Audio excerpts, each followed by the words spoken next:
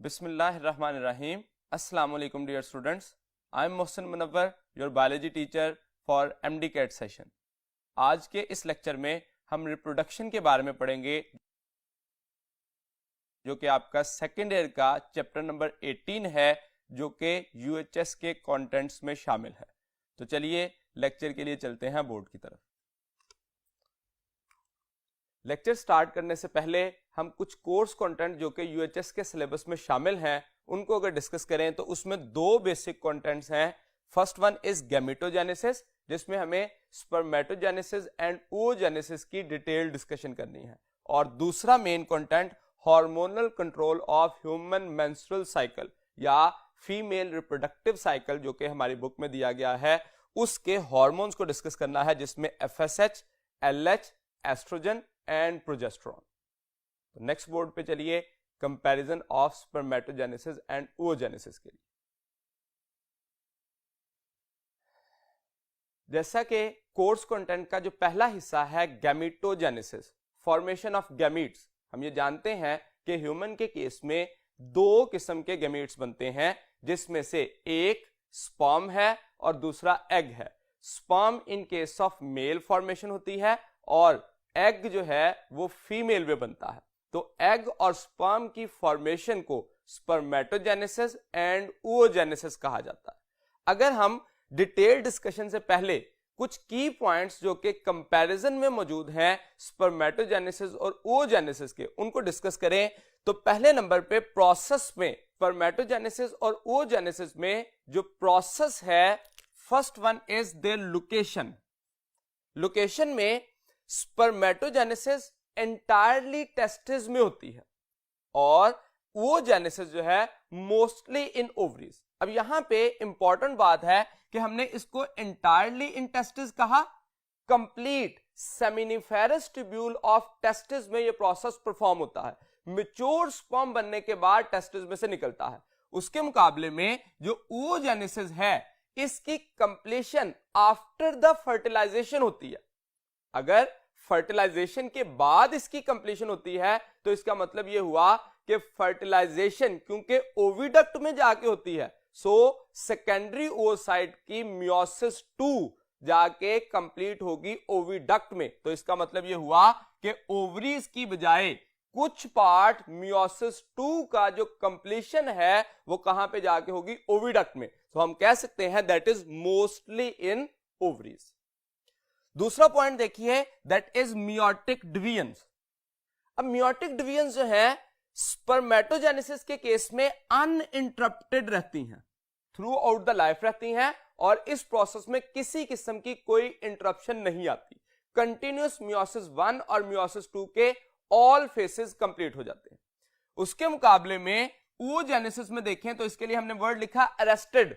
मैंने पहले पॉइंट में भी ये डिस्कस किया कि अरेस्टेड कहां पे होता है, एट मेटाफेज 2, यानी कि मियोसिस 2 का जो मेटाफेज है वहां पे जाके रुक जाती है oogenesis। कब तक रुकी रहेगी, जब तक फर्टिलाइजेशन नहीं होगी। जैसे ही फर्टिलाइजेशन होगी तो वो प्रोसेस जो है वो कंप्लीट हो जाएगा और उसके बाद फर्टिलाइज्ड ओवम की फॉर्मेशन हो जाएगी। तीसरे पॉइंट को देखिए तो that is germ line epithelium.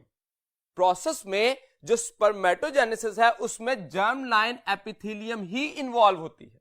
अब germ line epithelium actually seminiferous tubules में होती है, जिसमें से जर्म लाइन एपिथेलियम के सेल्स डिवाइड करते हैं माइटोसिस के जरिए और उनसे बनते हैं spermatogonium, and these spermatogoniums are able to divide, और उसकी डिवीजन के जरिए स्पर्मेटोगोनियम की तादाद बढ़ती रहती है।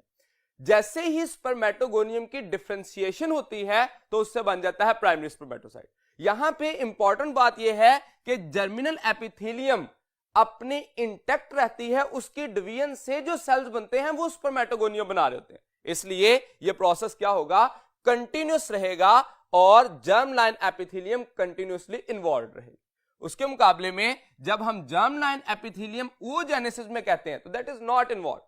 यहां पे एक बड़ी इंपॉर्टेंट बात है कि oogenesis के केस में क्योंकि फॉर्मेशन ऑफ द फॉलिकल्स जो कि प्राइमरी फॉलिकल्स की फॉर्मेशन है, या जिसको हम ओगोनियम का नाम देते हैं। These are formed before the development. तो डेवलपमेंट के प्रोसेस यानी कि बर्थ से पहले सारे सेल्स डिफरेंशिएट हो चुके होते हैं।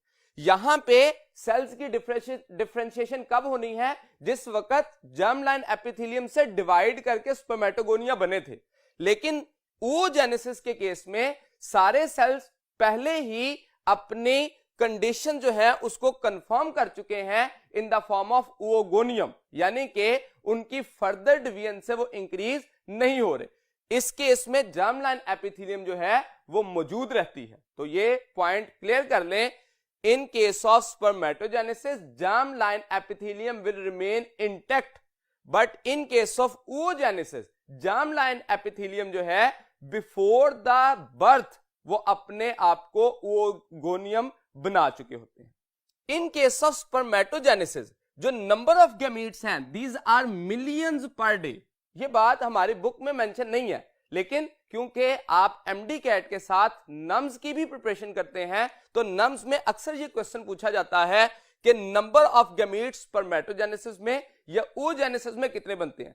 ये प्रोसेस क्योंकि कंटिन्यूस होता है और मिलियंस पर डे, अगर मैं इसको और ज्यादा स्पेसिफाई करूं तो एक नॉर्मल ह्यूमन बीइंग में अप्रोक्सीमेटली 400 मिलियन स्पर्म्स प्रोड्यूस होते हैं पर इजैकुलेशन। तो ये कंटिन्यूस रहता है और मैनी मिलियंस जो है वो प्रोड्यूस होते हैं। उसके मुकाबले में oogenesis देखिए तो ये लिमिटेड है। पहले ही जैसे मैंने कहा कि ये सेल्स जो हैं वो ऑलरेडी डिसाइड हो चुके होते हैं, तो वो डिसाइडेड सेल्स में से एक मंथली एक्टिविटी के जरिए एक ओवम जो है वो बनता रहता है और अप्रोक्सीमेटली एक वुमेन की लाइफ में, एक हेल्दी वुमेन, फर्टाइल वुमेन की लाइफ में 400 पर लाइफ, यहां पे देखिए मैंने कहा 400 मिलियन पर इजैकुलेशन और यहां पे सिर्फ 400 पर life in a healthy women. Second point देखिए, गैमीट्स पर जर्म सेल। जो जर्म सेल है उससे एक से कितने बनेंगे? तो actually in case of spermatogenesis spermatogonium consider किया जाता है जर्म सेल। उसकी डिफरेंशिएशन के जरिए प्राइमरी स्पर्मेटोसाइट बनता है and then secondary spermatocyte, spermatid and sperm. ये आगे हम डिटेल में पढ़ेंगे। तो एक्चुअली गैमीट के केस में जब गैमीट पर सेल कहते हैं तो एक गैमीट से, जो एक जर्म सेल से 4 गैमीट बन सकते हैं स्पर्मेटोजेनेसिस में। लेकिन इन case of oogenesis only 1 gamete is formed. क्यों? इस केस में कोई पोलर बॉडी नहीं बनती। यहां पे जो एक सेल था उससे मियोसिस 1 हुई तो 2 सेल बन जाएंगे और उन दोनों सेल्स की मियोसिस 2 होगी तो 4 सेल्स बन जाएंगे। तो एक सेल से कितने बन गए? 4 सेल। लेकिन यहां पे भी मियोसिस ही होती है तो एक क्यों बनता है? इस वजह से कि जब एक सेल की मियोसिस 1 हुई तो उससे एक तो सेकेंडरी oocyte बन गया, दूसरी बन गई पोलर बॉडी जो कि रिड्यूस इन साइज रह गई, और फिर मियोसिस 2 हुई तो फिर से पोलर बॉडी बन गई। तो इस सूरत में 3 पोलर बॉडीज बन जाती हैं और एक सेकेंडरी oocyte बनता है, जिस वजह से हम कहते हैं that is 1 gamete per germ cell. Size of gamete देखिए, स्पर्म के केस में size of gamete that is smaller. क्यों स्मॉलर होता है? क्योंकि स्पर्म अपना डिफरेंशिएशन के वक्त जब स्पर्मेटेड से स्पर्म बनता है तो वो अपना साइटोप्लाज्म रिड्यूस कर देता है, अपने साइज को चेंज कर लेता है और अपनी शेप को भी चेंज कर लेता है, क्योंकि इसको किसी किस्म की कोई नरिशमेंट नहीं करनी। ये तो सिर्फ और सिर्फ क्या कर रहा है?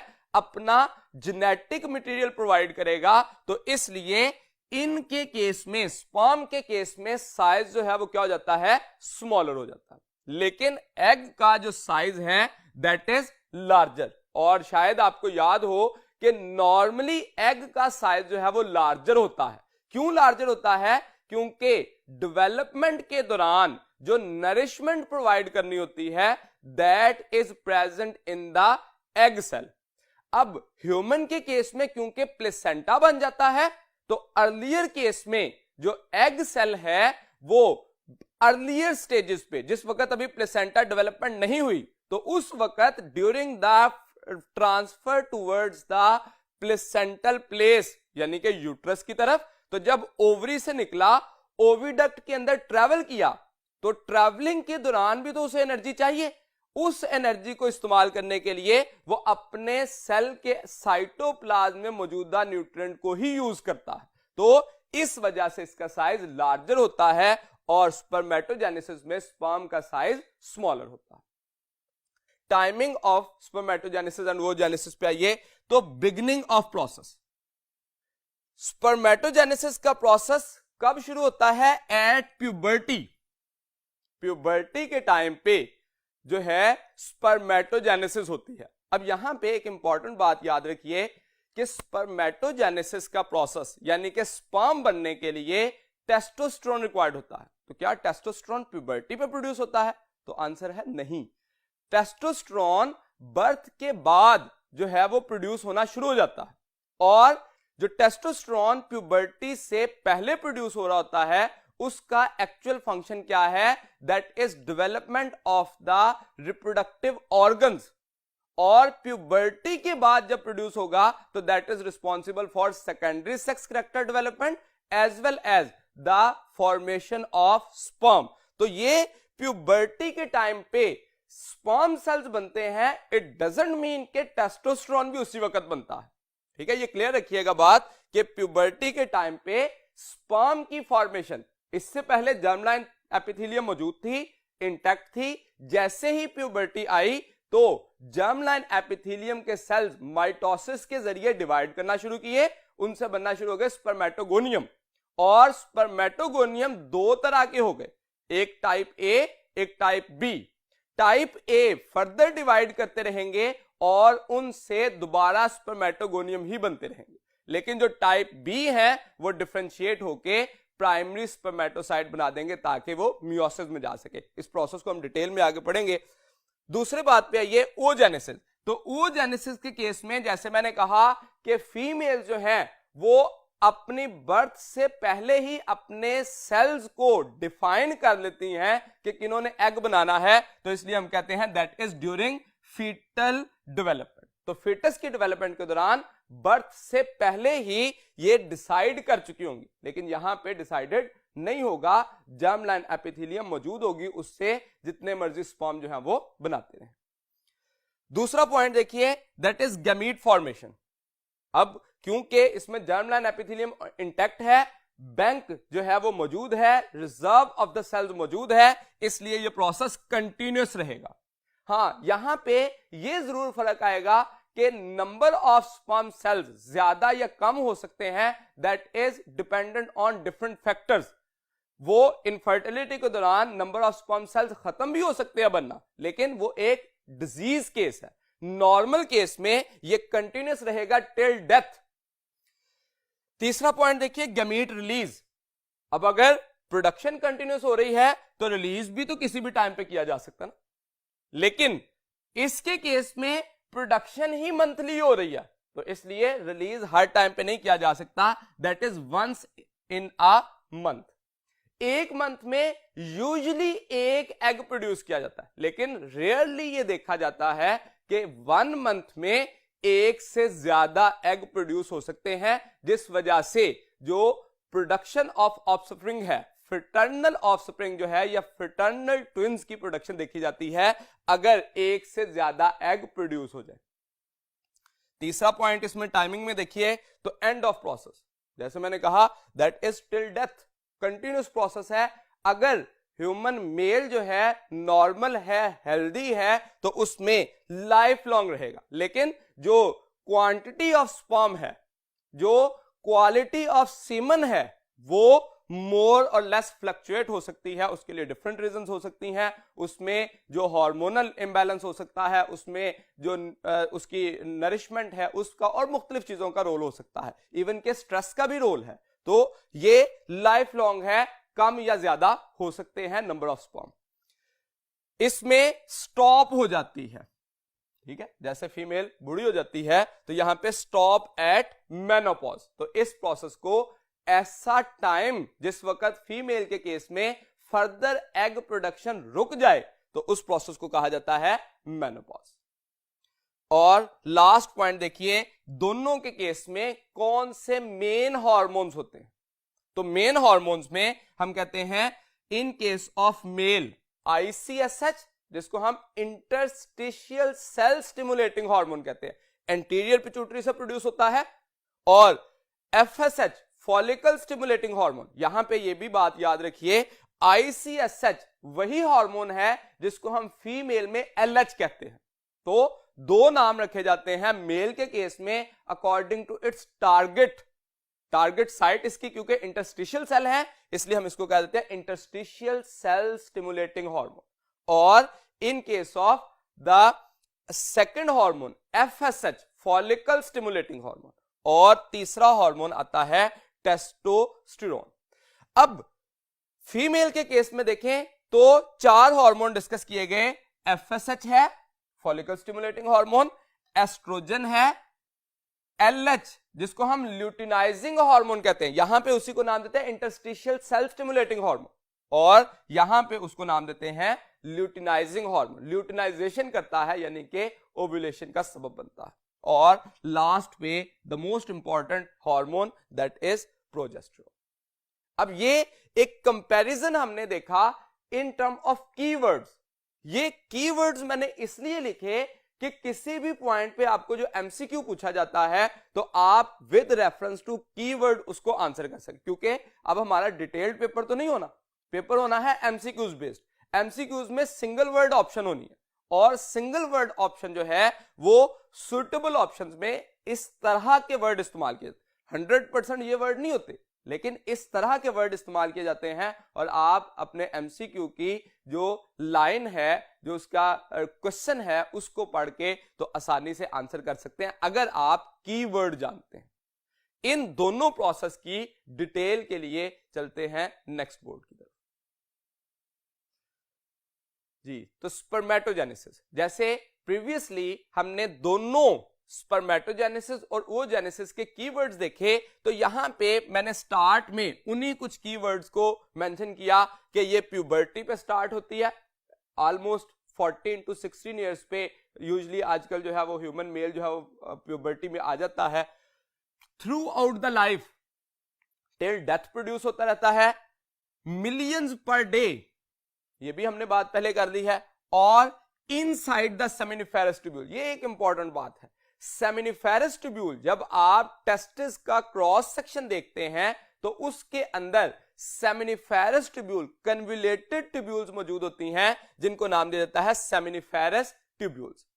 इन सेमिनिफेरस ट्यूब्यूल की जो लाइनिंग है उसको नाम दिया जाता है जर्म लाइन एपिथेलियम, और उसी से स्पर्मेटोजेनेसिस का प्रोसेस जो है वो स्टार्ट होता है। अगर आप इस प्रोसेस को इस फ्लो चार्ट के केस में देखें तो स्पर्मेटोजेनेसिस जैसे स्टार्ट होती है जर्मिनल एपिथेलियम से, जर्मिनल एपिथेलियम के सेल्स में माइटोसिस आती है, माइटोसिस की वजह से स्पर्मेटोगोनियम बनते हैं, और स्पर्मेटोगोनियम सेल्फ रेप्लिकेट करते हैं बाय प्रोसेस ऑफ माइटोसिस। जैसे मैंने जिक्र किया कि ये दो तरह के होते हैं, इनको दो कैटेगरीज में डिवाइड किया जाता है, type A and type B.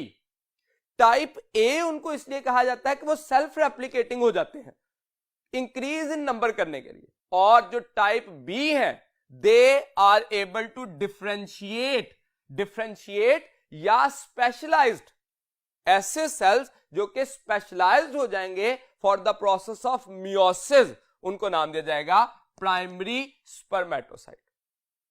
मैं दोहराता हूं इस बात को, स्पर्मेटोगोनियम जो है कुछ उसमें से डिवाइड करके नंबर इंक्रीज करते रहेंगे, तो इतने ज्यादा स्पर्म प्रोड्यूस करने के लिए माइटोसिस का प्रोसेस बहुत दफा होना जरूरी है। तो जैसे ही माइटोसिस की वजह से स्पर्मेटोगोनियम की तादाद बहुत बढ़ जाएगी तो स्पर्मेटोगोनियम से प्राइमरी स्पर्मेटोसाइट बन जाए। यहां पे एक और जो इंपॉर्टेंट एस्पेक्ट इसी के रेफरेंस से, according to their number of chromosome, अगर हम इसको समझें, जो कि अलग से एमसीक्यूज की बेस पे पूछा जा सकता है, कि जर्मिनल एपिथेलियम सेल जो है, जर्म लाइन सेल्स हैं, इनके अंदर भी ये डिप्लॉयड होते हैं, 46 क्रोमोसोम होते हैं, ये 23 पेयर्स होते हैं। हर सेल में ह्यूमन के केस में इतने ही क्रोमोसोम होते हैं। जब स्पर्मेटोगोनियम बना तो माइटोसिस हुई। After the mitosis number of chromosome will remain same, यानी कि स्पर्मेटोगोनियम में भी डिप्लॉयड रहेगा, यानी कि 23 पेयर्स रहेंगे। अगर मैं एक पेयर को 23 पेयर में से एक पेयर को यहां पे बनाना चाहूं तो ये एक्चुअली इस सूरत में मौजूद होंगे। ये हम शो क्या कर रहे हैं, नंबर ऑफ क्रोमोसोम। तो क्रोमोसोम जो है 23 पेयर है, मैंने उसमें से एक पेयर बनाया ताकि यह समझा जा सके कि आगे जाके नंबर ऑफ क्रोमोसोम या डीएनए के कंटेंट्स जो है वो कैसे रिड्यूस होते हैं। तो जब हम स्पर्मेटोगोनियम कहते हैं तो प्राइमरी स्पर्मेटोसाइट में आके फिर से क्या हुई है, डिफरेंशिएशन। अगर यहां भी डिफरेंशिएशन है, स्पेशलाइजेशन है, सेल्स डिवाइड नहीं किया, तो इसका मतलब नंबर ऑफ क्रोमोसोम जो है वो सेम रहेंगे, that will in term of diploid और 23 पेयर। प्राइमरी स्पर्मेटोसाइट, अब स्पर्मेटोगोनियम और स्पर्मेटोसाइट में फर्क ही ये है, spermatogonium is always able to divide by mitosis. अगर स्पर्मेटोगोनियम डिवाइड करेगा तो वो माइटोसिस से ही करेगा, और स्पर्मेटोसाइट डिवाइड करेगा तो मियोसिस के जरिए करेगा। यहां पे याद रखिएगा, स्पर्मेटोगोनियम ने अगर डिवाइड किया, अगर डिवाइड नहीं किया, डिफरेंशिएट हो गया है, तो स्पर्मेटोसाइट बन जाएगा। और स्पर्मेटोसाइट कभी माइटोसिस से डिवाइड नहीं करता, उसके लिए रिक्वायर्ड क्या होती है, मियोसिस। और मियोसिस के दो फर्दर फेजेस होते हैं, meiosis 1 and meiosis 2। Primary spermatocyte से जब सेकेंडरी स्पर्मेटोसाइट बने तो एक प्राइमरी स्पर्मेटोसाइट से दो प्राइमरी स्पर्मेटोसाइट बन गए, एक प्राइमरी स्पर्मेटोसाइट से दो सेकेंडरी स्पर्मेटोसाइट बन गए। जिस वक्त दो बनेंगे तो मियोसिस 1 के बारे में हम जानते हैं, ये क्या है, रिडक्शन डिवीजन है, जिसमें नंबर ऑफ क्रोमोसोम क्या हो जाते हैं, रिड्यूस हो जाते हैं, हाफ हो जाते हैं। तो रिडक्शन डिवीजन की वजह से इनके केस में एक क्रोमोसोम पेयर में से एक के पास आ जाएगा और दूसरा क्रोमोसोम दूसरे के पास आ जाएगा। ठीक है, एक पेयर में से एक, तो 23 पेयर में से 23 इसके पास आ जाएंगे और 23 उसके पास चले जाएंगे। जब सेकेंडरी स्पर्मेटोसाइट से स्पर्मेटेड बनेंगे तो मियोसिस का सेकंड फेज, जिसको हम मियोसिस 2 कहते हैं, ये होगा meiosis 2 is exactly same as mitosis. Process के लिहाज से माइटोसिस की तरह होता है ये भी। अब जैसे ही सेकेंडरी स्पर्मेटोसाइट से स्पर्मेटेड बने, तो क्योंकि मियोसिस 2 माइटोसिस जैसी है, तो यहां पे नंबर ऑफ क्रोमोसोम तकरीबन सेम रहेंगे, लेकिन फर्क क्या आएगा कि इसके जो दोनों सिस्टर क्रोमेटिड हैं वो सिंगल सिस्टर क्रोमेटिड में बदल जाएंगे। तो अब single sister chromatid will behave as a chromosome. अगर आपको सेल साइकिल याद हो तो उसमें जब आप एनाफेज पढ़ रहे थे तो मेटाफेज के दौरान, मेटाफेज और एनाफेज में माइटोसिस में आपने पढ़ा कि chromatid will behave as a chromosome. जब वो दोनों सिस्टर क्रोमेटिड एक दूसरे से अलग हो जाते हैं तो वो एक क्रोमोसोम के तौर पर, यानी कि इसके पास भी एक क्रोमोसोम आया इस पेयर में से, तो 23 एक्चुअली इस तरह के होंगे, 23 क्रोमेटिड इसके पास होंगे, 23 इसके पास, एंड सो ऑन। अब स्पर्मेटेड बनने तक, स्पर्मेटोगोनियम से स्पर्मेटेड बनने तक का प्रोसेस एक्चुअली स्पर्मेटोजेनेसिस। लेकिन जिस वक्त हम स्पर्मेटेड से स्पर्मेटोजोआ या मैच्योर स्पर्म बनाना चाहते हैं तो दैट इज एक्चुअली डिफरेंशिएशन, और इस प्रोसेस को नाम दिया जाता है स्पर्मियोजेनेसिस। अगेन जो मैंने ये वर्ड बोला, spermiogenesis is spermatid to sperm formation. ये भी हमारी टेक्स्ट बुक में शामिल नहीं है, लेकिन जैसे मैंने पहले जिक्र किया कि नम्स के पेपर में भी आपने अपेयर होना होता है, तो उसमें यह बात पूछी जा सकती है कि स्पर्मेटेड से स्पर्मेटोजोआ बनने के प्रोसेस को स्पर्मियोजेनेसिस कहा जाता है। यहां पे भी डिवीजन नहीं होती। अब अगर आप इसका ब्रीफ स्केच देखें तो in case of spermatogonium to spermatozoa बनने तक क्या हुआ है, मियोसिस हुई है और उसके साथ साथ दो प्लेसेस पर क्या हुई है, डिफरेंशिएशन। तो एक्चुअली एक स्पर्मेटोगोनियम से एक ही प्राइमरी स्पर्मेटोसाइट बना क्योंकि डिफरेंशिएशन हुई थी। फिर प्राइमरी स्पर्मेटोसाइट से जो सेकेंडरी स्पर्मेटोसाइट बने वो कितने हो गए, दो। और फिर सेकेंडरी स्पर्मेटोसाइट से स्पर्मेटिड बने तो कितने हो गए, चार। और स्पर्मेटिड से जब स्पर्मेटोजोआ बने तो ये भी डिफरेंशिएशन है। आप डायग्राम में देख सकते हैं कि पहले सेल जो है वो कैसा था, ऑलमोस्ट स्फेरिकल, और जैसे ही स्पर्मेटोजोआ और स्पर्म बना तो सेल की शेप क्या हो गई, चेंज हो गई। कैसे, हेड बन गया जिसके पास एक्रोसोमल रीजन है, न्यूक्लियस है, ताकि फर्टिलाइजेशन में इन्वॉल्व हो सके। दूसरा उसका मिड पीस है जिसके पास माइटोकॉन्ड्रिया है to provide energy for the movement of sperm towards egg. और लास्ट पे फ्लैजिला जो है प्रोटीन कंटेंट्स हैं जो कि उसकी मोटिलिटी को मेंटेन करते हैं। तो यहां पे स्पर्मेटिड से स्पर्म तक जो चेंजेस आई हैं वो क्या क्या है, स्पर्मेटिड से स्पर्म में साइज चेंज हो गया है, शेप चेंज हो गई है, और उसके साथ साथ नॉन मोटाइल से मोटाइल हो गया। जो फर्क नहीं आया वो क्या क्या है, इनका जेनेटिक मटेरियल चेंज नहीं हुआ, नंबर ऑफ क्रोमोसोम चेंज नहीं हुए क्योंकि डिफरेंशिएशन हुई है ना, तो नंबर ऑफ क्रोमोसोम ये भी हैप्लॉइड रहेगा उसी सूरत में जैसे स्पर्मेटिड्स थे। तो इस केस में हमने ये फ्लो चार्ट में ये एक छोटी सी बात आप देखिए, दैट इज 1:2:4 लिखा मैंने। ये एक्चुअली किसे डिस्कस कर रहा है, इसी रेशियो को, प्राइमरी स्पर्मेटोसाइट से सेकेंडरी स्पर्मेटोसाइट बनते वक्त 1:2 है, और जब सेकेंडरी स्पर्मेटोसाइट से स्पर्मेटिड बने हैं तो दैट इज 2:4। तो यहां पे 1:2:4 का वर्ड जो है हम मेंशन कर सकते हैं की पॉइंट के तौर पर during the spermatogenesis. Primary spermatocyte से स्पर्मेटिड बनने तक ये प्रोसेस जो है 1:2:4 के साथ होता है। इसी क्वेश्चन को इन रिवर्स ऑर्डर भी पूछा जा सकता है ड्यूरिंग एमसीक्यू।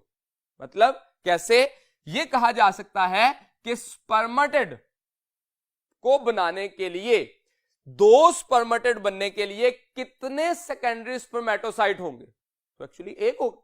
अगर चार बनाने के लिए कितने होंगे, दो होंगे। तो अपर से लोअर ऑर्डर की तरफ या लोअर से अपर ऑर्डर की तरफ, दोनों सूरतों में एमसीक्यू पूछा जा सकता है। तो आपको ये रेशियो याद रखनी है कि अगर अपर से लोअर साइड पे आ रहा है तो डबल हो रहा है, 1 से 2 और 2 से 4, और अगर लोअर ऑर्डर से अपर की तरफ जा रहा है, मतलब स्पर्मेटिड से प्राइमरी स्पर्मेटोसाइट की तरफ जा रहा है, तो हाफ हो रहा है नंबर, 4 से 2 और 2 से 1। तो इस सूरत में इस रेशियो से हम इस बात को आसानी से अंडरस्टैंड कर सकते हैं। एक और बात, अगर आप इन क्रोमोसोम के रेफरेंस से देखें तो अमाउंट ऑफ डीएनए की भी बात की जा सकती है एक स्कीमेटिक वे में, कि अगर आप इस स्कीमेटिक डायग्राम को दुरुस्त समझें, इसमें जो नंबर ऑफ क्रोमोसोम्स की आपने स्कीम बनाई है उसके अकॉर्डिंग अमाउंट ऑफ डीएनए कितनी रहती है। तो अगर मैं डीएनए के रेफरेंस से लिखूं तो इन केस ऑफ स्पर्मेटोगोनियम अगर हम 100% डीएनए कंसीडर करें तो जैसे ही प्राइमरी स्पर्मेटोसाइट बनेगा there is no change in chromosome, तो यहां पे भी डीएनए कितना रहेगा, 100%। लेकिन जब मियोसिस 1 हुई है, रिडक्शन हुई है, आधे क्रोमोसोम इधर आ गए हैं, आधे इधर आ गए हैं, तो इसका मतलब डीएनए भी कितना हो जाएगा, 50%। लेकिन जिस वक्त सेकेंडरी स्पर्मेटोसाइट से स्पर्मेटिड्स बने हैं उस दौरानिए में क्रोमोसोम का नंबर तो सेम रहा है, लेकिन जो डीएनए है वो पहले के मुकाबले में हाफ हो गया। ये अब इंपॉर्टेंट पॉइंट है यहां पे कि डीएनए हाफ हुआ है, लेकिन नंबर ऑफ क्रोमोसोम क्यों सेम रहे हैं, because a sister chromatid will behave as a chromosome in the spermatids। तो यहां पे जो डीएनए है इसके मुकाबले में 50% हो जाएगा और इसके मुकाबले में 25%। तो अगर ये कहा जाए कि स्पर्मेटिड का DNA as compare to secondary spermatocyte कितना हो गया है, तो दैट इज एक्चुअली 50%। स्पर्मेटिड का डीएनए सेकेंडरी स्पर्मेटोसाइट के रेफरेंस से कितना हुआ है, तो 50% हुआ है। लेकिन स्पर्मेटिड का DNA with reference to primary spermatocyte कितना हो गया, 25% या 1/4 रिड्यूस हो गया। लेकिन अगर स्पर्मेटिड से स्पर्म की तरफ आएंगे तो अमाउंट ऑफ डीएनए फिर से सेम रहेगी, यानी कि अगर 25% यहां थी तो यहां भी 25% ही रहेगी। यहां पर डीएनए के नेचर में या डीएनए की अमाउंट में कोई फर्क नहीं आएगा। ये बात जानने के बाद हम एक और पॉइंट की तरफ आते हैं, that is the hormonal control. ये हार्मोनल कंट्रोल एग्जैक्टली हमारे इस चैप्टर में तो नहीं दिया गया, लेकिन क्योंकि आप कोऑर्डिनेशन का चैप्टर पढ़ चुके हैं, केमिकल कोऑर्डिनेशन में हमने ये जिक्र किया था कि वहां पे गोनेड्स के हार्मोन्स होते हैं। तो जब गोनेड्स में टेस्टिस और ओवरीज का जिक्र करते हैं तो वहां पे यही दो मेन प्रोसेस है ना, स्पर्मेटोजेनेसिस एंड ओवोजेनेसिस। अगर स्पर्मेटोजेनेसिस और ओवोजेनेसिस मेन प्रोसेस हैं तो जो गोनेड्स पे इन्वॉल्व हार्मोन हैं वो भी स्पर्मेटोजेनेसिस और ओवोजेनेसिस में डिस्कस करना जरूरी हो जाएंगे। तो अगर हम इन हार्मोन्स की ब्रीफ डिस्क्रिप्शन जो कि हमने कोऑर्डिनेशन के चैप्टर से ही ली, यहां पे इसको डिटेल नहीं डिस्कस की गई, तो आपको with reference to reproductive system या स्पर्मेटोजेनेसिस प्रीवियस चैप्टर का रेफरेंस से भी क्वेश्चन पूछा जा सकता है। So you should link both chapters, या कहीं पे भी आपके बुक के अंदर अगर किसी एक पॉइंट को दूसरी जगह पे लिंक किया गया है तो आपको उसको लिंक करना आना चाहिए ताकि एमसीक्यू का आंसर कर सके। पहला हार्मोन देखिए, तो that is actually FSH, follicle stimulating hormone. इसका नाम तो यह है कि ये फॉलिकल्स को स्टिमुलेट करता है इन केस ऑफ फीमेल, लेकिन ये मेल में भी मौजूद होता है क्योंकि ये एंटीरियर पिट्यूटरी से रिलीज होता है। तो एंटीरियर पिट्यूटरी के हार्मोन्स को जो कि हमारे गोनेड्स पर अटैक करते हैं उनको नाम दिया जाता है गोनाडोट्रोपिन्स।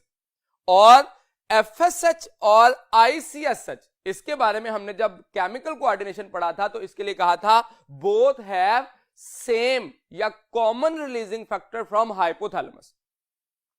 एफएसएच के फंक्शन देखिए, तो पहला फंक्शन जो परफॉर्म करता है ये, that is responsible to stimulate the development of germinal epithelium. जिस वक्त जर्मिनल एपिथेलियम को डेवलप करेगा टेस्टिस के केस में, क्यों जर्मिनल एपिथेलियम को डेवलप क्यों कर रहा है, ताकि उन एपिथेलियम के सेल से स्पर्मेटोगोनियम बने और फिर स्पर्मेटोजेनेसिस का प्रोसेस जो है वो स्टार्ट हो जाए। यहां पे भी इसका काम स्टिमुलेशन ही है।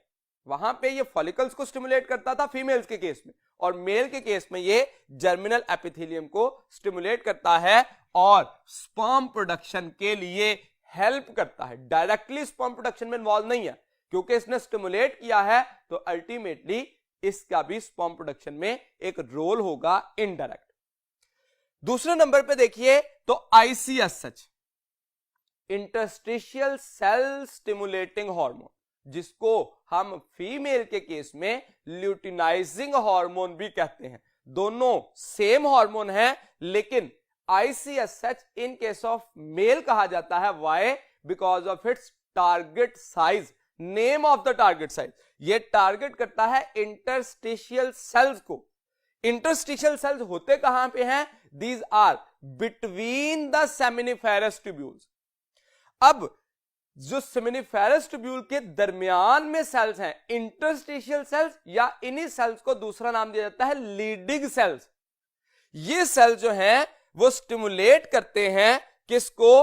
For the secretion of testosterone.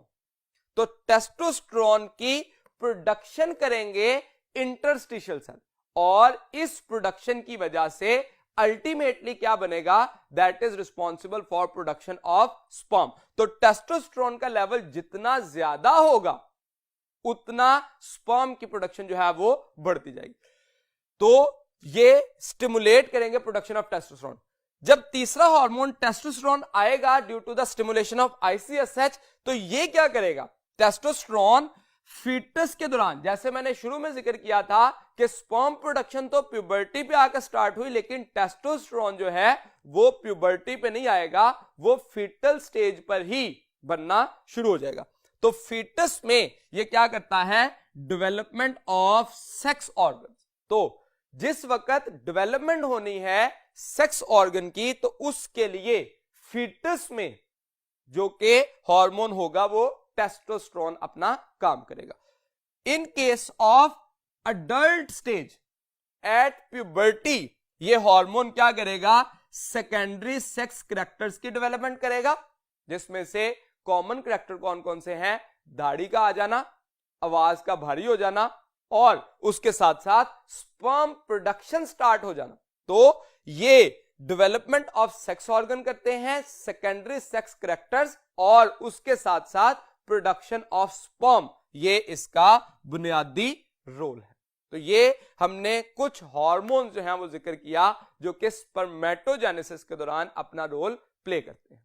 Spermatogenesis को कंपेयर डिटेल डिस्कशन के लिए, कंपैरिजन में oogenesis को जानने के लिए चलते हैं नेक्स्ट बोर्ड की तरफ। oogenesis का जो प्रोसेस है, इसके भी उसी तरह से मैंने कुछ की पॉइंट लिखे जो कि हमने उस टेबल में भी पहले जो लेक्चर के आगाज पे टेबल बनाया था उसमें थे, जैसे कि स्टार्ट बिफोर बर्थ, बर्थ से पहले ये स्टार्ट हो जाती है, क्योंकि सेल्स की जो डिफाइन होना है सेल ने कि किन्होंने वो गोनियम बनाने हैं, वो बर्थ से पहले ही डिसाइड हो चुके हैं। ओव्यूलेशन जो है वो स्टार्ट होगी किस वक्त, एट प्यूबर्टी। तो ओव्यूलेशन का प्रोसेस जो है वो प्यूबर्टी पे होगा, उससे पहले नहीं। जैसे स्पर्म प्रोडक्शन जो है वो प्यूबर्टी पे है, in the same manner ovulation, egg production भी प्यूबर्टी पे है, ये सिमिलैरिटी है।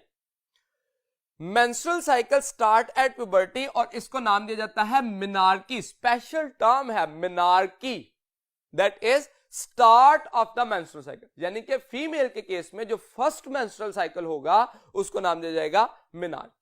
ये सिर्फ एक स्टार्ट किया जाता है प्रोसेस को, तो मेंस्ट्रुअल साइकिल जो है वो स्टार्ट किया जाएगा मिनार्की।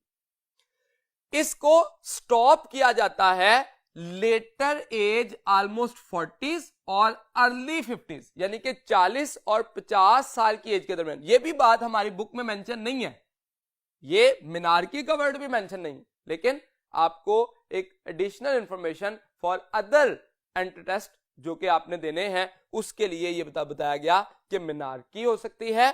और मेनोपॉज, मेनोपॉज का बुक में हमारे जिक्र है कि ऐसी स्टेज जिस वक्त फीमेल के केस में एग की प्रोडक्शन रुक जाए उसको नाम दिया जाएगा मेनोपॉज, और वो लेटर 40s में ऑलमोस्ट 45 साल की एज हम इसको कंसिडर करते हैं, लेकिन ये फ्लक्चुएट हो सकती है, इससे ज्यादा भी हो सकती है और कम भी हो सकती है। इस वजह से हमने 10 इयर्स का गैप रखा कि 40 से 50 साल की एज ऑन एवरेज इसमें एग प्रोडक्शन जो है वो रुक जाती है।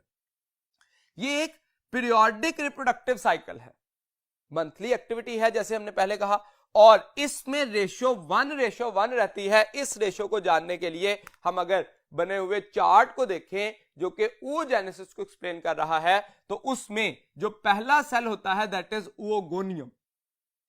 अब यहां पे जर्म लाइन एपिथेलियम नहीं है क्योंकि उसके सेल्स पहले से ही डिफाइन हो चुके थे, और ओगोनियम में से हर मंथ में चंद एक सेल जो है वो फॉलिकल स्टिमुलेटिंग हार्मोन से स्टिमुलेट होंगे और साइक्लिक एक्टिविटी में आ जाएंगे। एक ही नहीं आएगा, चंद एक आएंगे, और उनमें से एक सिलेक्ट होगा as a primary oocyte for the process of differentiation.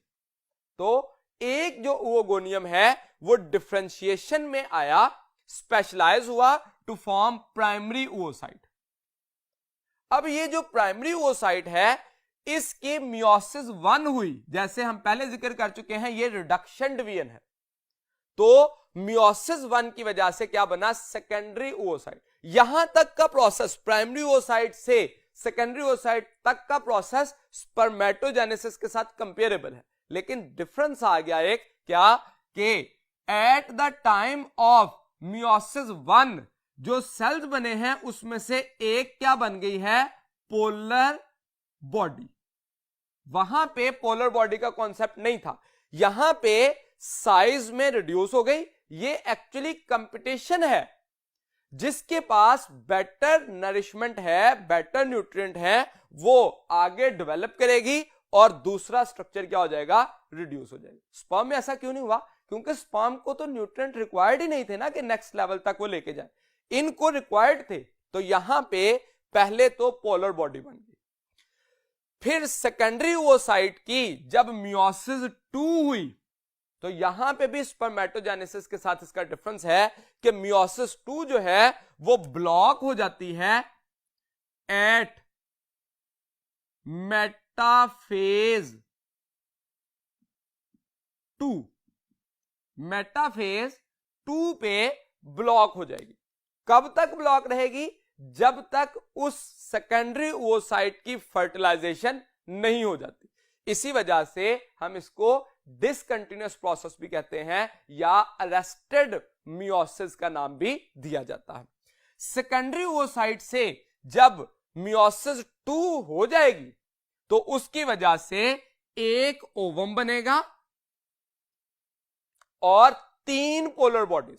अब यहां पे भी याद रखिए कि इस जो सेकेंडरी ओसाइट था उससे तो ओवम और एक पोलर बॉडी बनी, लेकिन यहां पे जो एक पोलर बॉडी पहले बनी थी, फर्स्ट पोलर बॉडी, उसकी भी मियोसिस 2 होगी।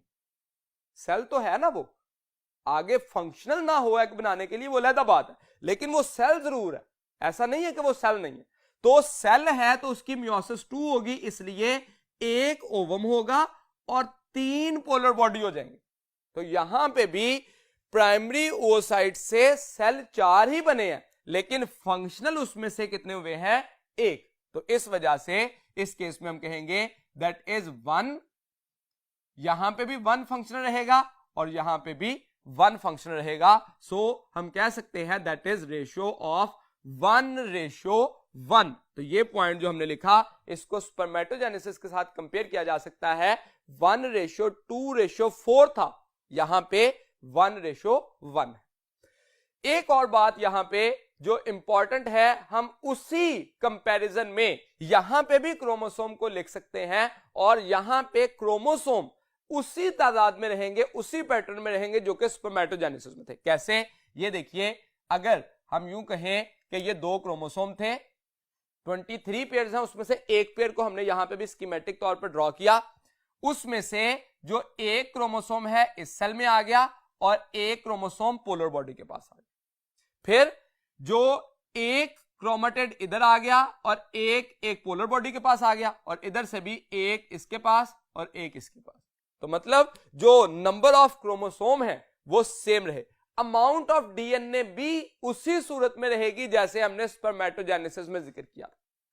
तो यहां पे oogenesis के दौरान एक दफा डिफरेंशिएशन हुई है, लेकिन स्पर्मेटोजेनेसिस के दौरान 2 दफा डिफरेंशिएशन हुई थी। यहां पे अब ओवम को अपनी शेप चेंज करने की जरूरत नहीं है, लेकिन वहां पे स्पर्म को शेप चेंज करना थी स्पर्मेटिड से स्पर्म बनने के लिए।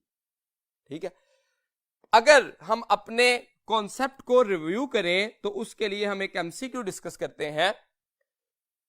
oogenesis में से ये सवाल है, meiosis 2 is completed at dash during oogenesis। किस स्टेज पे, किस जगह पे, प्लेस का नाम जो है वो ऑप्शन में देखिए दिए गए, ओवरी, ओविडक्ट, यूट्रस और सर्विक्स। अब यहां पे हम आमतौर पर समझते हैं कि ये ओवरी में होगा, जो कि गलत है। मैंने जब पहले लेक्चर के स्टार्ट में जो चार्ट बनाया की पॉइंट्स में, उसमें मैंने कहा था that occurs mostly in ovary. Mostly in ovary का लफ्ज इसीलिए इस्तेमाल किया था क्योंकि सेकेंडरी ओसाइट मियोसिस 2 पे आके ब्लॉक हो जाता है और उसके बाद ओव्यूलेशन हो जाती है। जैसे ही ओव्यूलेशन होती है तो उसके बाद ओविडक्ट में आ जाता है, जिसको हम फ्लैपियन ट्यूब भी कहते हैं। अब ओविडक्ट के अंदर जो सेकेंडरी ओसाइट है वो ट्रैवल कर रहा होता है। अगर प्रॉक्सिमल पार्ट पे फर्टिलाइजेशन के लिए स्पर्म अवेलेबल हो तो राइट आफ्टर फर्टिलाइजेशन ये ब्लॉकेज खत्म हो जाती है और ओवम बन जाता है। तो इसका मतलब क्या हुआ कि मियोसिस 2 की कंप्लीशन कहां जाके हुई है, कंडीशनल थी, if fertilization occur that will be completed in the oviduct. तो इसका मतलब मियोसिस 2 कंप्लीट कहां पे हुई, that will be in the oviduct. Second MCQ देखिए जो कि स्पर्मेटोजेनेसिस से है। In spermatogenesis results of meiosis 2 is, तो मियोसिस 2 का रिजल्ट क्या होगा स्पर्मेटोजेनेसिस में। तो अगर आप इस क्वेश्चन को समझना चाहें, अल्फा ऑप्शन में प्राइमरी स्पर्मेटोसाइट दिया, बीटा में secondary spermatocyte, Charlie spermatid and delta spermatozoa. तो इस स्कीम के अंदर जो हमने फ्लो चार्ट बनाया उसके अंदर ये चारों वर्ड जो है वो मेंशन है। प्राइमरी स्पर्मेटोसाइट की मियोसिस 1 होगी तो सेकेंडरी स्पर्मेटोसाइट बनेगा, सेकेंडरी स्पर्मेटोसाइट की मियोसिस 2 होगी तो स्पर्मेटेड बनेगा, और स्पर्मेटेड की डिफरेंशिएशन से स्पर्मेटोजोआ बनेगा। अब यहां पे क्वेश्चन क्या है कि रिजल्ट ऑफ मियोसिस 2, अगर आप यहां पे डायग्राम में देखें तो मियोसिस 2 के रिजल्ट में इमीडिएट रिजल्ट स्पर्मेटेड है और स्पर्मेटोजोआ भी रिजल्ट है। अब दोनों ऑप्शन में से मोस्ट सुटेबल ऑप्शन क्या होगा, दैट विल बी स्पर्मेटिड्स।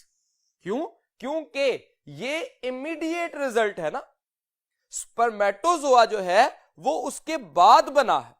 तो हमें इन दोनों में से मोस्ट सुटेबल ऑप्शन जो है वो चूज करना होगा, that is spermatid, that is immediate result. अपने नेक्स्ट लेक्चर के पार्ट के लिए चलते हैं नेक्स्ट बोर्ड की तरफ।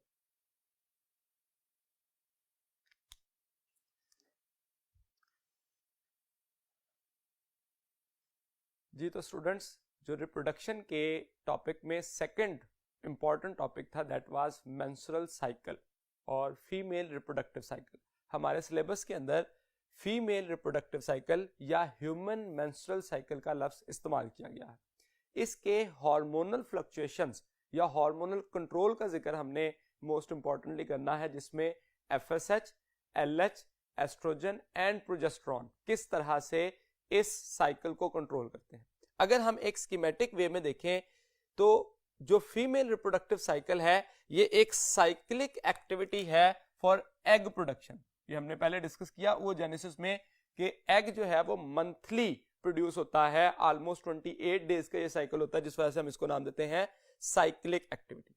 इसकी अगर साइड देखें तो ये ओवरी में होता है, वो हिस्सा इसका जो कि ओवरी में हो रहा होता है उसके लिए वर्ड इस्तेमाल किया जाता है ओवेरियन साइकिल, और जो इसका हिस्सा यूट्रस में होता है उसके लिए वर्ड इस्तेमाल किया जाता है यूट्राइन साइकिल। अब ये दो पार्ट है इसके जो कि साइमल्टेनियसली टू डिफरेंट प्लेसेस पे ये प्रोसेस परफॉर्म हो रहा होता है। ऑनसेट की बात करें तो फर्स्ट मेंस्ट्रुअल साइकिल को मिनार्की का लफ्ज इस्तेमाल किया जाता है। फर्स्ट मेंस्ट्रुअल साइकिल जो होता है उसको कहा जाता है मिनार्की, और हमने प्रीवियसली ये बात डिस्कस की थी कि ये जिस वक्त प्यूबर्टी के टाइम पे पहली दफा मेंस्ट्रुअल साइकिल होगा उसे कहा जाएगा। पीरियोडिसिटी साइक्लिक एक्टिविटी है तो यूजुअली 28 डेज तक, लेकिन ये प्रोलॉन्ग हो सकती है किसी भी डिस्टर्बेंस की वजह से अप टू 35 डेज। तो ये 28 डेज जो है वो एक नॉर्मल एक्टिविटी जब हो रही हो, जिस वक्त कोई अबनॉर्मेलिटी या प्रॉब्लम ना आए, तो फिर हम कहते हैं ये 28 डेज में, वरना ये कम भी हो सकता है और ज्यादा भी हो सकता है डिपेंडिंग अपॉन द कंडीशंस।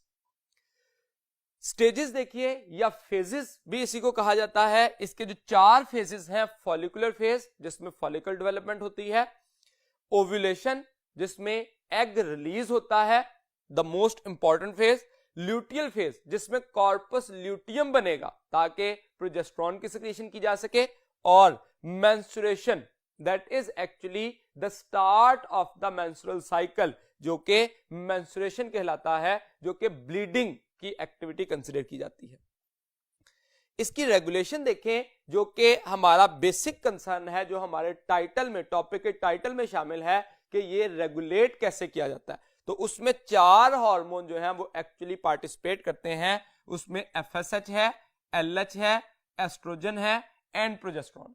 ये एक सीक्वेंशियल इवेंट है जिसमें पहले एफएसएच का रोल है, उसके बाद एस्ट्रोजन का, फिर एलएच का और फिर प्रोजेस्टेरोन। ये आगे हम डिटेल में डिस्कस करेंगे कि ये किस तरह से अपना रोल प्ले करते हैं। और लास्ट पे देखें कि मेंस्ट्रुअल साइकिल, जैसे मैंने यहां पे कहा कि इसकी पीरियोडिसिटी डिस्टर्ब हो सकती है, तो what is the level of disturbance? तो डिस्टर्बेंस के लिए कहा जाता है हार्मोनल फ्लक्चुएशन इसको डिस्टर्ब कर सकती हैं, मेल न्यूट्रिशन डिस्टर्ब कर सकती हैं, और स्ट्रेस जो कि हमारे जो है वो किसी किस्म की कोई परेशानी है, जैसे एग्जाम के डेज हैं या कोई ऐसी कंडीशन है। मेल न्यूट्रिशन भी, जैसे खास तौर पर डाइटिंग के तौर पर जो हम जिसमें मेल न्यूट्रिशन जो है वो कर बैठते हैं, उसकी वजह से भी ये प्रॉब्लम हो सकती है। तो ये हार्मोनल मेल न्यूट्रिशन, अगर आप बैलेंस्ड डाइट इस्तेमाल करते हैं तो ये प्रॉब्लम नहीं होती। और इसी तरह से स्ट्रेस की वजह से भी ये हो सकता है। अगर आप अपने स्ट्रेस को कम करें, मायूसी की तरफ ना जाएं,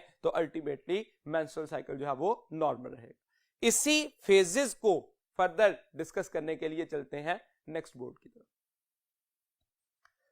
जी, तो फेजेस ऑफ मेंस्ट्रुअल साइकिल पे आते हैं। फेजेस के केस में जैसे हमने प्रीवियस बोर्ड पे डिस्कस किया कि फेजेस 4 बुनियादी फेजेस हैं, जिसमें से फॉलिकुलर है, जिसको प्री ओव्यूलेटरी का नाम भी दिया जाता है, दैट इज प्री ओव्यूलेटरी। इसी के साथ दूसरा जो फेज है वो ओव्यूलेशन है। तीसरा ल्यूटियल या पोस्ट ओव्यूलेटरी भी कहा जाता है, और लास्ट पे मेंस्ट्रुअल फेज या इसी को मेंस्ट्रुएशन का नाम दिया जाता है। इनके साथ डेज बताए गए, जो कि बहुत इंपॉर्टेंट बात है कि फॉलिकुलर फेज जो है वो 7th to 13th day, actually अगर हम 28 डेज का साइकिल कंसिडर करें जो कि एक नॉर्मल एक्टिविटी है, उस नॉर्मल ड्यूरेशन में 7th डे से 13th डे तक जो फेज होता है उसको कहा जाता है फॉलिकुलर फेज। जो ओव्यूलेशन है ये 14th डे पे है, लेकिन ये कंप्लीट डे एक्टिविटी नहीं है, ये तो एक शॉर्ट ड्यूरेशन की एक्टिविटी है। फ्यू मिनट्स रिक्वायर्ड होते हैं इसके लिए for the removal of the egg, लेकिन क्योंकि डे 14th पे होता है इसलिए हम इसको लिखते हैं 14th day activity. Luteal phase जो है ये 14th to 28th, इसको पोस्ट ओव्यूलेटरी या सेक्रेटरी फेज का नाम भी देते हैं। और लास्ट पे देखें तो मेंस्ट्रुअल फेज जो कि 1st से 7th डे तक चलता है। अब यहां पे इंपॉर्टेंट बात यह है कि हमने अपने समझने के लिए, अपनी आसानी के लिए जो स्कीम बनाते हैं उसमें फॉलिकुलर फेज से स्टार्ट करते हैं, लेकिन एक्चुअली जो मेंस्ट्रुअल साइकिल है वो स्टार्ट होता है मेंस्ट्रुएशन से। यहां पे एक और बात याद रखिए कि इस लेवल पे लिखने की वजह एक और भी है कि ये जो प्रोसेस है, जिस वक्त मेंस्ट्रुअल साइकिल स्टार्ट होगा, फर्स्ट मेंस्ट्रुअल साइकिल जो कि मिनार्की है, उसमें मेंस्ट्रुअल फेज से या मेंस्ट्रुएशन से ये प्रोसेस स्टार्ट नहीं होगा, बल्कि कहां से स्टार्ट होगा? फॉलिकुलर से। तो अगर हम फर्स्ट मेंस्ट्रुअल साइकिल या मिनार्की की बात करें तो फॉलिकुलर फेज सबसे पहले होगा, उसके बाद ओव्यूलेशन होगी, फिर ल्यूटियल और फिर मेंस्ट्रुअल फेज, यानी कि फर्स्ट फेज के अंदर मेंस्ट्रुएशन मिसिंग होगी, और नेक्स्ट जितने फेजेस चलेंगे उसमें मेंस्ट्रुअल साइकिल में फर्स्ट फेज कौन सा होगा? मेंस्ट्रुएशन। इसमें हमने ये जो तरतीब लिखी, इसमें हमने लिखा 1st to 7th डे। बुनियादी तौर पर अगर आप अपनी बुक की लाइन देखें तो उसमें लिखा गया कि menstruation occur from 3 to 7 days. Normally कम से कम जो मेंस्ट्रुएशन का ड्यूरेशन रहता है वो 3 दिन है, और ज्यादा से ज्यादा 7 दिन तक हो सकता है। तो हमने 7 दिन को लिखा कि 7 डेज तक मेंस्ट्रुएशन हो सकती है। ये 4 दिन भी हो सकती है, 5 दिन भी हो सकती है, लेकिन जो कांस्टेंट रीजन रहता है that is actually post ovulatory या सेक्रेटरी। तो इसके जो डेज हैं 14th डे से या 15th डे से 28th डे तक, जो 14 दिन का ये ड्यूरेशन है, ये कांस्टेंट रहता है, बाकी इसमें से वेरिएबल है। अगर इन फेजेस को हम mechanism with reference to the hormone discuss करें कि किस फेज पे कौन सा हार्मोन बढ़ता है, तो यहां पे इसको समझना बड़ा आसान है। 4 लाइनों में आप इसको याद रख सकते हैं। सबसे पहले follicle stimulating hormone anterior pituitary से आएगा, और वो फॉलिकल्स की डेवलपमेंट स्टार्ट कर देगा। नाम से वाज़ेह है कि वो फॉलिकल स्टिमुलेटिंग हार्मोन है, प्राइमरी फॉलिकल्स को स्टिमुलेट कर देता है कि वो डेवलप करना शुरू कर दें, ग्रो करना शुरू कर दें। अब जिस वक्त फॉलिकल स्टिमुलेटिंग हार्मोन आया तो एक से ज्यादा फॉलिकल्स ग्रो करना शुरू कर देते हैं, लेकिन सिलेक्शन ऑफ द फिटेस्ट होती है, जो उनमें से बेहतरीन होता है उसको सिलेक्ट कर लिया जाता है और बाकी डीजनरेट हो जाते हैं। That degeneration is called as follicular atresia. तो ऐसे फॉलिकल्स जो कि एक से कमतर थे उनको डीजनरेट कर दिया जाएगा, और जो गिवन फॉलिकल्स में से वन ऑफ द बेस्ट होगा उसको जो है कंसिडर कर लिया जाएगा, बाकी जो है डीजनरेट हो जाएंगे, रिजेक्ट हो जाएंगे।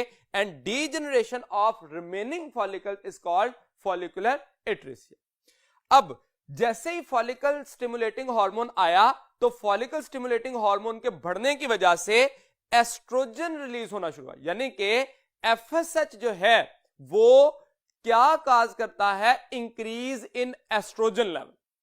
जैसे ही एस्ट्रोजन का लेवल इंक्रीज हुआ तो एस्ट्रोजन ने ही एफएसएच को कम करना शुरू कर दिया। अब यहां पे ये बात गौर कीजिए, एफएसएच ने एस्ट्रोजन को बढ़ाया था और एस्ट्रोजन ने बढ़ने के बाद एफएसएच को ही कम कर दिया। मतलब एफएसएच जो है एस्ट्रोजन के लिए पॉजिटिव फीडबैक कर रहा है कि जैसे जैसे एफएसएच बढ़ रहा है वैसे वैसे एस्ट्रोजन बढ़ रहा है, और जिस वक्त एस्ट्रोजन बढ़ गया तो उसने एफएसएच को नेगेटिवली फीडबैक किया और उसको कम करना शुरू कर दिया। तो एस्ट्रोजन के बढ़ने की वजह से एफएसएच डिक्रीज हुआ। जैसे ही एफएसएच डिक्रीज होगा तो एलएच की सर्ज आएगी। सर्ज का मतलब होता है सडन राइज, अचानक से बढ़ेगा। और जैसे ही एलएच बढ़ा, एलएच है क्या, ल्यूटिनाइजिंग हार्मोन है, यानी कि ल्यूटिनाइजेशन करेगा, मतलब ओव्यूलेशन करेगा और मैच्योर या ग्राफियन फॉलिकल को जो है रप्चर्ड फॉलिकल में या कॉर्पस ल्यूटियम में कन्वर्ट करेगा। तो ये एलएच जैसे ही राइज करेगा, इसकी सर्ज आएगी, इसका सडन लेवल इंक्रीज करेगा तो अल्टीमेटली ओव्यूलेशन हो जाएगी। और फिर एलएच के इंक्रीज होने की वजह से रप्चर्ड फॉलिकल जो बना वो येलोइश ग्लैंडुलर स्ट्रक्चर बन जाएगा and ultimately named as corpus luteum. इसी वजह से इसको ल्यूटिनाइजेशन कहा जाता है कि यहां पे ल्यूटिनाइजेशन हुई है, कॉर्पस ल्यूटियम बना है, और फिर इसी वजह से ल्यूटियल फेज भी कहा जाता है। जैसे ही कॉर्पस ल्यूटियम बनेगा तो कॉर्पस ल्यूटियम जो है वो एक हार्मोन प्रोड्यूस करना शुरू कर देगा, दैट इज प्रोजेस्टेरॉन। अब कॉर्पस ल्यूटियम पहले मौजूद नहीं था, कॉर्पस ल्यूटियम बना और एंडोक्राइन एक्टिविटी स्टार्ट कर दी। इसका मतलब यह हुआ कि कॉर्पस ल्यूटियम जो है वो एक टेम्परेरी ग्लैंड है, कंटिन्यूसली मौजूद नहीं रहता, सिर्फ मेंस्ट्रुअल फेज के दौरान at the time of ovulation इसके फौरन बाद बनता है, और अगर फर्टिलाइजेशन हो जाए ओव्यूलेशन के बाद तो कंटिन्यूस रहेगा टिल प्रेगनेंसी, और अगर ये फर्टिलाइजेशन नहीं होती तो ओव्यूलेशन के बाद कुछ दिनों तक कॉर्पस ल्यूटियम रहेगा and then it will be degenerated. अगर प्रेगनेंसी हो भी जाए तो उसके बावजूद वो एक खास ड्यूरेशन तक रहा, यानी कि परमानेंटली बॉडी में नहीं रहा, इसलिए हम कह सकते हैं कि कॉर्पस ल्यूटियम जो है वो एक टेम्परेरी ग्लैंड है। इसके साथ साथ कोई और ऐसा ग्लैंड है जो कि टेम्परेरी है, तो इसका आंसर है यस। बल्कि फीमेल की बॉडी में प्लेसेंटा जो बनता है that is also a temporary gland, जो कि प्लेसेंटा फॉर्मेशन होती है at the time of pregnancy, उससे भी प्रोजेस्टेरॉन प्रोड्यूस होता है। अब यहां पे एक और इंपॉर्टेंट पॉइंट है कि कॉर्पस ल्यूटियम भी प्रोजेस्टेरॉन करता है, सिक्रीट करता है, और दूसरे नंबर पे जो प्लेसेंटा है वो भी प्रोजेस्टेरॉन सिक्रीट करता है। अगर यहां पे हमसे पूछा जाए कि प्राइमरी सोर्स ऑफ प्रोजेस्टेरॉन कौन है, तो प्राइमरी सोर्स कॉर्पस ल्यूटियम है, क्योंकि इससे प्रोजेस्टेरॉन प्रोड्यूस हुआ था और प्रेगनेंसी एस्टैब्लिश हुई थी और फिर प्लेसेंटा बना था। इसका मतलब यह हुआ कि प्लेसेंटा इसकी वजह से बन रहा है, ये उसकी वजह से नहीं बन रहा। अब ये जो मैंने एक स्कीम शो की, एक मैकेनिज्म में चारों हार्मोन की एक ब्रीफ डिस्क्रिप्शन की, इसी को डिटेल देखने के लिए, जो कि मेंस्ट्रुअल साइकिल के दो हिस्से हैं, उसके लिए चलते हैं नेक्स्ट बोर्ड की तरफ। अब यहां पे ओवेरियन साइकिल और यूट्राइन साइकिल, जैसे मैंने स्टार्ट में मेंस्ट्रुअल साइकिल के स्टार्ट में ये डिस्कस किया था कि जो मेंस्ट्रुअल साइकिल है वो दो मेजर साइट्स पे होता है और उन साइट्स की बुनियाद पर इसको नाम दिया जाता है ओवेरियन एंड यूट्राइन साइकिल। जो ओवरी के रीजन में होगा उसे कहा जाएगा ओवेरियन साइकिल, और जो यूट्रस की वॉल पे होगा उसे नाम दिया जाएगा यूट्राइन साइकिल। अगर हम दोनों को कंपैरिजन करें तो हमने ये नीचे नंबर लिखा जो कि डेट है, 1st, 3rd, 7th, 14th, 21st, 27th, यानी कि 28 डेज तक। इसी तरह से यहां पे भी और यहां पे भी।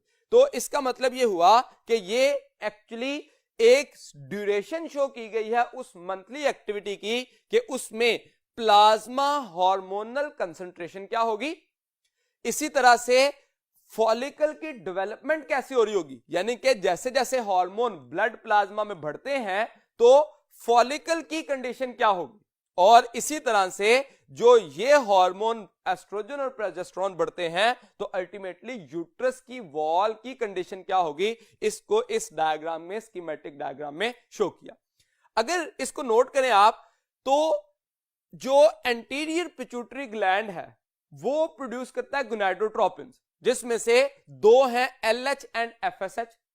अब स्टार्ट में देखिए कि FSH जिस वक्त रिलीज होगा तो FSH ने फॉलिकल को क्या करना है, स्टिमुलेट करना है ताकि डेवलपमेंट हो। जैसे जैसे FSH बढ़ता जा रहा है फॉलिकल की डेवलपमेंट होती जा रही है, और फॉलिकल की डेवलपमेंट, एस्ट्रोजन जो है वो जब इंक्रीज हुआ तो उसके साथ साथ प्रोजेस्टेरोन भी इंक्रीज कर रहा है और एस्ट्रोजन भी इंक्रीज कर रहा है। जिस वक्त FSH इंक्रीज किया है तो FSH इंक्रीज करने की वजह से एस्ट्रोजन भी इंक्रीज कर रहा है।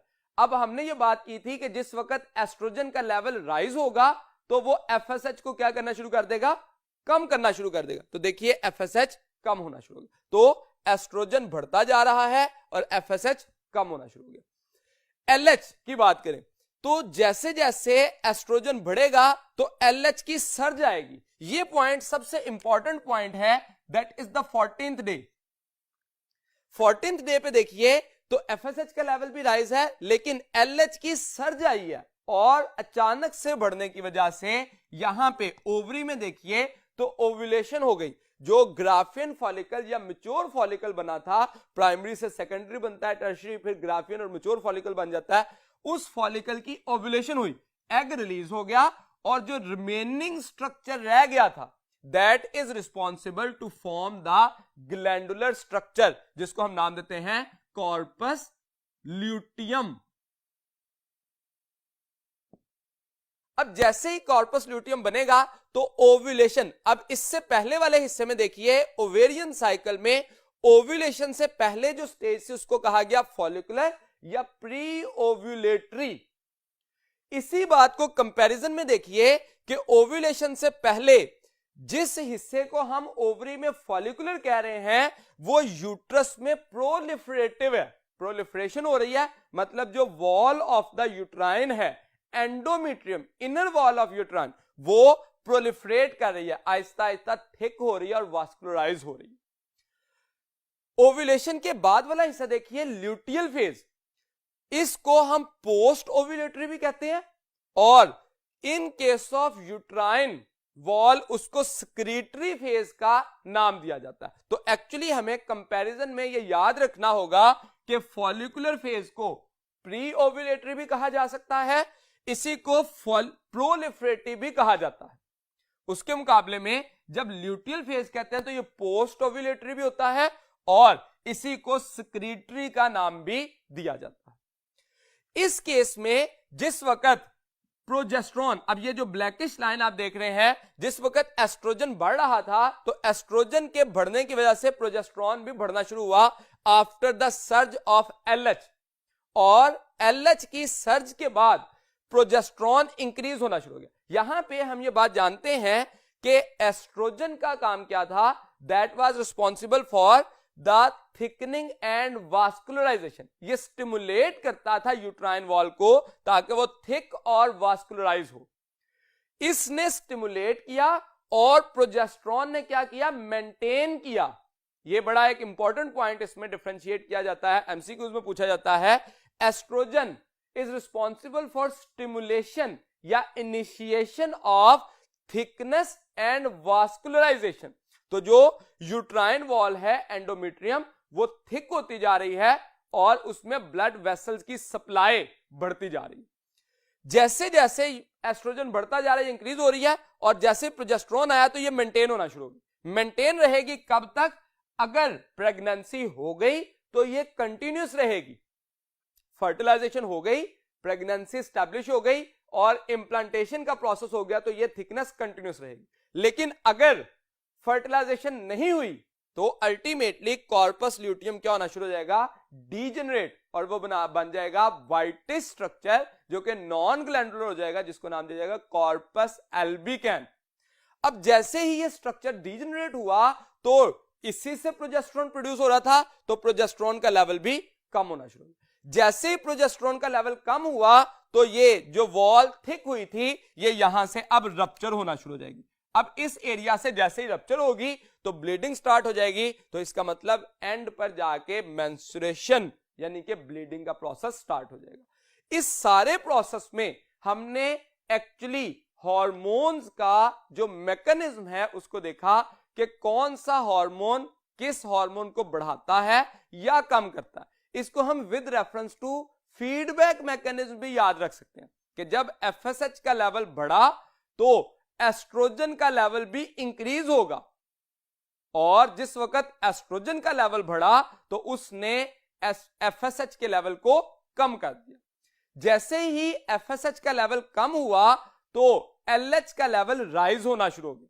Surge in LH that will induce ovulation, release of the ovum, और एलएच की सर्ज के बाद क्या होगा, प्रोजेस्टेरॉन का लेवल राइज करना शुरू कर देगा। इस सारे प्रोसेस में जो मोस्ट इंपॉर्टेंट स्टेज था, ये इवेंट था, that was ovulation, that is release of egg at 14th day. तो ये जो डे है, इस डे को प्रेगनेंसी के लिए या कंसीव करने के लिए मोस्ट इंपॉर्टेंट डे कंसिडर किया जाता है। अगर हम इससे जो ये ओवरी के अंदर हिस्सा हुआ था, इसमें जो ओवम रिलीज हुआ, इसके स्ट्रक्चर को देखें तो नेक्स्ट बोर्ड के ऊपर हमने स्ट्रक्चर को बनाया। तो चलते हैं नेक्स्ट बोर्ड की तरफ। जी तो स्टूडेंट्स, ओवम का स्ट्रक्चर जो है वो यहां पे ड्रॉ किया गया। ओवम जो है ओव्यूलेशन के टाइम पे at 14th day of menstrual cycle जो रिलीज होता है ग्राफियन फॉलिकल से, उसको ओवम का नाम दिया जाता है, और रिमेनिंग स्ट्रक्चर बचता है रप्चर्ड फॉलिकल। इसका स्ट्रक्चर हमारी बुक में बनाया गया है, लेकिन टेक्स्ट बुक में इसका एज सच जिक्र नहीं है। वहां पे ओवम का और सेकेंडरी ओसाइट का जिक्र जरूर है, लेकिन उसके स्ट्रक्चर की बात नहीं की गई। लेकिन डायग्राम में क्योंकि मौजूद है तो हमें मोस्ट इंपॉर्टेंटली यहां पे जिस बात को जिक्र करना है वो इसकी लेबलिंग है, that is zona pellucida and corona radiata. ये दो स्ट्रक्चर जो हैं वो लेबलिंग में दिए गए। अब यहां पे क्वेश्चन क्या पूछा जा सकता है कि जो सेकेंडरी ओसाइट है उसके बाहर जो तरतीब है, सीक्वेंस है जोना पेलुसिडा का और कोरोना रेडिएटा का, वो क्या है। तो अगर आप ये स्ट्रक्चर देखें तो सेंटर में न्यूक्लियस मौजूद है, साइटोप्लाज्म, और आउटर कवरिंग जो है ये सेल मेम्ब्रेन शो की गई, सेल मेम्ब्रेन। अब सेल मेम्ब्रेन के आउटर साइड पे जो स्ट्रक्चर मौजूद है that is called as zona pellucida. तो यानी कि हम ये कह सकते हैं zona pellucida is outer to cell membrane और इनर टू कोरोना रेडिएटा। ये बात फिर से दोहराता हूं, zona pellucida is outer to cell membrane and inner to corona radiata, और कोरोना रेडिएटा एक आउटर मोस्ट थिक लेयर होती है, जिसके मुकाबले में जोना पेलुसिडा जो है वो इनर किसके, कोरोना रेडिएटा के, लेकिन आउटर किसके है, सेल मेम्ब्रेन के। तो रेफरेंस जो है वो आपको कीवर्ड के तौर पर याद रखना है, सेल मेम्ब्रेन के पूछा जाएगा तो आउटर होगी जोना पेलुसिडा, और अगर कोरोना रेडिएटा का पूछा जाएगा तो उसके इनर होगी। तो इस स्ट्रक्चर में हमने ओवम का जो डायग्राम में लेबलिंग जोना पैलिसिडा और कोरोना एडिटा दी गई हैं उसको डिस्कस किया। अगर हम अपना जो मेंस्ट्रुअल साइकिल है उसके बाद देखें तो ऑयस्ट्रस साइकिल भी एक येलो बॉक्स दिया गया है जिसको हम कंपैरिजन में ला सकते हैं कि मेंस्ट्रुअल साइकिल और ऑयस्ट्रस साइकिल में एक्चुअली डिफरेंस क्या है। तो मेंस्ट्रुअल साइकिल एक एक्टिविटी थी जो कि मंथली एक्टिविटी थी। ये एक्टिविटी जो है इसको हम सीजनल एक्टिविटी कहते हैं जो कि रिप्रोडक्टिव साइकिल ही है। एक तो डिफरेंस ये है कि वो मंथली थी, ये सीजनल है, एक पर्टिकुलर सीजन में होती है। ये फीमेल्स में होती है, मैमल्स में एक्सेप्ट ह्यूमन फीमेल्स, ठीक है, that is in all females except human females. तो मेंस्ट्रुअल साइकिल सिर्फ ह्यूमन फीमेल में और जो अदर मैमल्स की फीमेल्स हैं उनके केस में ये ऑयस्ट्रस साइकिल देखा जाता है। ऑयस्ट्रस साइकिल का जो मैकेनिज्म है वो क्या है कि इसमें एस्ट्रोजन की प्रोडक्शन की जाती है जो कि प्रिपेयर करता है यूट्रस को फॉर कंसेप्शन। यूट्रस की वॉल जो है कंसीव करने के लिए उसकी जो प्रिपरेशन है वो किस वजह से होती है? एस्ट्रोजन की वजह से। और जो एक और यूनिक पॉइंट है जो कि मेंस्ट्रुअल साइकिल को जो सेपरेट करता है, डिफरेंशिएट करता है ऑयस्ट्रस साइकिल से, that is they show the desire for mating. Human female में ऐसा नहीं होता। अदर देन ह्यूमन फीमेल में जो मैमल्स हैं उनके केस में डिजायर शो होती है फॉर मेटिंग और वही एक्चुअली सीजन होता है। और इसी के लिए हमारी बुक में एक वर्ड लिखा गया कि the female is said to be on heat. जिस वक्त वो डिजायर शो करती है तो दैट इज ऑन हीट, जिसकी वजह से एक स्टिमुलस गेन करके मेल जो है वो मेटिंग के लिए काम करता है। इसी को हम फिजिकल स्टिमुलस का नाम भी देते हैं। एंड पे हम अपने ग्लॉसरी के कुछ टर्म्स को यूज करते हैं जो कि बुक में भी, टेक्स्ट में भी लिखा गया है कुछ हिस्सा इसमें से, लेकिन वर्डिंग चेंज है। तो जैसे हम प्रीवियस लेक्चर्स में भी ये बात करते हैं कि ग्लॉसरी की टर्म्स जो हैं उसका जब हमें क्वेश्चन आता है तो हम स्टेटमेंट को देख के समझ नहीं पाते कि ये लाइन हमारी टेक्स्ट बुक में कहीं मौजूद थी कि नहीं। जैसे शुरू में पहला देखें, एन आइसोगेमीट्स का वर्ड इस्तेमाल किया, लफ्ज से वाजे है। एन का मतलब होता है विदाउट, आइसो का मतलब सेम। तो सेम को जब हम विदाउट करेंगे तो ये ऑपोजिट हो जाएगा ना। आइसो का मतलब होता है सेम, एन आइसो का मतलब हो जाएगा ऑपोजिट। तो जब ऑपोजिट गैमीट बने तो हम कहते हैं gametes of unequal size by single species. तो ह्यूमन के केस में आप देखिए तो दो साइजेस के गैमीट बनते हैं ना। स्पर्म स्मॉलर इन साइज होता है, एग लार्जर। इनकी शेप, इनका स्ट्रक्चर, नेचर सब कुछ डिफरेंट होता है, इसी वजह से इनको एनाइसोगेमीट्स कहा जाता है। ये टेक्स्ट में नहीं लिखा गया लेकिन ग्लॉसरी में ये टर्म मौजूद है। इसी तरह से प्लेसेंटा, ये बुक की डायग्राम में तो दी गई है लेकिन इसको इस तरह से एक्सप्लेन नहीं किया गया। वहां पे कहा गया that is the organ which connect the developing foetus with maternal tissue surrounding by maternal tissue. अब मैटरनल टिश्यू से सराउंड किया होता है डेवलपिंग फीटस और उसको नाम दिया जाता है प्लेसेंटा। ये बुनियादी तौर पर रिस्पॉन्सिबल क्या होता है, इसका फंक्शन क्या होता है? इसका फंक्शन है कि यहां से मदर से फीटस की तरफ न्यूट्रिएंट और ऑक्सीजन सप्लाई की जाती है और फीटस से कार्बन डाइऑक्साइड और अदर वेस्ट को ट्रांसफर किया जाता है टुवर्ड्स द मदर। तो फीटस से मदर की तरफ और मदर से फीटस की तरफ एक्सचेंज ऑफ मटेरियल जो है इसके जरिए हो रहा होता है। तीसरी जो टर्म है दैट इज एंडोमेट्रियम। एंडोमेट्रियम हमने पढ़ा है that is innermost layer of the uterine wall. 3 layers हैं, endometrium, myometrium and perimetrium. Endometrium जो है वेरिएबल थिकनेस रखती है, जिसकी थिकनेस मेंस्ट्रुअल साइकिल के दौरान कम या ज्यादा होती रहती है। लेकिन myometrium that is the thickest layer of uterus और पेरीमेट्रियम जो है वो थिनेस्ट लेयर कंसीडर की जाएगी। यहां पे जो बात की गई वो एक और अंदाज में कही गई that is nutritive inner lining of uterus. Actually जो एंडोमेट्रियम है that is receptive for the developing foetus. वहां पे इंप्लांटेशन होना होती है तो ये न्यूट्रिशन भी सप्लाई करती है, जिस वजह से हम इसको नाम देते हैं न्यूट्रिटिव लेयर। तो ये थिक लेयर भी है, इसी को स्पॉन्जी लेयर भी कहा जाता है। ये हाईली स्पॉन्जी होती है due to the presence of vascularization. तो स्पॉन्जी लेयर कह लें, इनर मोस्ट लेयर कह लें या न्यूट्रिटिव लेयर कह लें, तो तीनों प्रॉपर्टीज किसकी हैं? एंडोमेट्रियम की। नेक्स्ट एक टर्म देखिए सर्टोलाई सेल्स। सर्टोलाई सेल्स को स्पर्मेटोब्लास्ट का नाम भी दिया गया। स्पर्मेटोब्लास्ट का लफ्जी मतलब क्या होगा? Sperm forming cell. तो सर्टोलाई सेल नर्सिंग सेल्स होते हैं, नरिशमेंट एंड प्रोटेक्शन करते हैं, और इन्हीं को स्पर्मेटोब्लास्ट भी कहा जाता है। ये enlarge lining of epithelium cells हैं, enlarge lining of epithelial cells connected with group of spermatozoa. यानी कि जो इनर पार्ट है सेमिनिफेरस ट्यूब्यूल का, उसमें जो लार्जर सेल्स होते हैं वो सर्टोलाई सेल्स हैं, और उसके साथ छोटे छोटे सेल जो हैं स्पर्मेटोगोनिया की सूरत में, जो कि स्पर्मेटोजेनेसिस के जरिए स्पर्मेटोजोआ बनाते हैं। और लास्ट टर्म देखिए सोमैटिक सेल। जार्म सेल की बात हमने पहले की थी, जो कि गमीट बनाने के लिए करते हैं, उसके ऑपोजिट सेल जो होते हैं वो सोमैटिक सेल हैं।